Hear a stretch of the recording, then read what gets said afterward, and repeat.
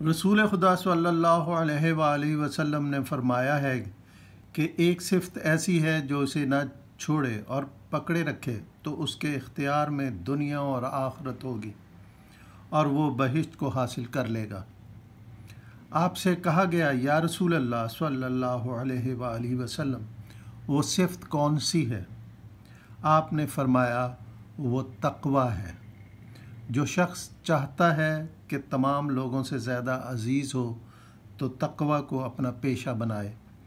آپ نے اس کے بعد یہ آیت پڑھی کہ جو شخص تقویٰ کو اپنا پیشہ قرار دے تو خداوند عالم اس کے لیے کشائش قرار دے گا اور اس کے لیے روزی وہاں سے دے گا جس کا اسے گمان تک نہ ہوگا۔